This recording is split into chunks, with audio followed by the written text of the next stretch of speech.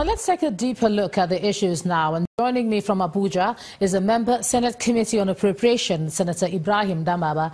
Thanks a lot for joining us on the news at 10. Thank you, Linda. Thank you.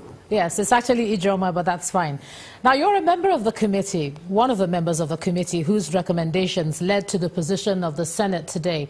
So tell us what surprised you the most about the submission. That's right. Well, you see, there are certain parameters upon which the president made his presentation to the National Assembly concerning the 2018 budgets. It was agreed that the budget, first of all, we were told it was based on zero-based budgeting concept. That is point number one. Point number two, it was said that 50% at least of the budget was going to be rolled over into 2018 budget. But what we have noticed so far, some of the committees that have had their meetings with MDAs in defense of the 2018 submissions discovered that there is no rollover at all. And if you consider the fact that this issue of rollover came into being around late November last year, because we have had an interactive session with the Ministers of Budget and National Planning, as well as the Minister of Finance. It was at that point that she told us that the government, the executive, was willing to implement about 60% of the 2017 budget, and that the 40% left over of it will be rolled over to 2018. But we knew from that point that it was not going to be possible. No rollover was going to be possible because the budget was prepared sometimes in June, July, when actually the capital implementation of the budget of 2017 commenced at that time. So how was it possible for the executive to be able to segregate those projects that were really going to be implemented and those that have not been implemented? It was going to be very, very difficult, and we knew that nothing like that was going to happen.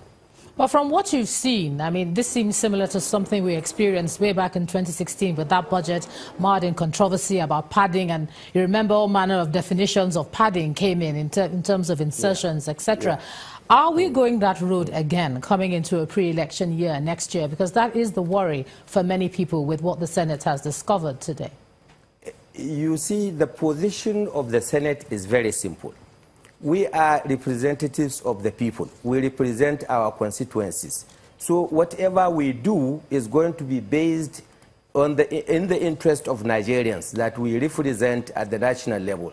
What we have seen so far is that the Senate or the National Assembly cannot fund any budget because they have the constitutional responsibility of looking into the budgets, the submission of the executive, and then work on it, and then consider the interests of Nigerians and come up with a clean bill that goes to the executive again for assent. Okay, well, you've said that, but the executive had hoped to regularize the budget cycle. That had been the promise to Nigerians, that at some point we're going to have a regular cycle going. It seems that it hasn't been achieved in the past. With this sort of announcement that we have now, do you think that's still feasible? It's feasible. Why not? Because even when people were making argument about going back to January, December accounting period, there is nothing preventing the government even allowing this budget, if we have an extension, say to March. There is nothing that prevents the government implementing the two budgets simultaneously. Because if the other budget is passed, they can still operate because the records of 2017 will be different from the records of 2018. And then when you look I hope you understand the point that I'm making. Yeah, I do understand the point. When you look at another issue that you had in terms of implementation of the 2017 budget, that had also been an issue for you, saying that the implementation was pretty poor. How do you see that affecting this new process that we're going through again? Because it's as though you have a backlog from there, and here we are again with a new, fresh set of issues. Well, you see, we do not really understand, because the point of contention is that it was said that it was the National Assembly that delayed the implementation of the budget because there was a borrowing plan domiciled with the National Assembly which has not been attended to, and that was why the government was unable to make up the funds that were required for the implementation of the budget.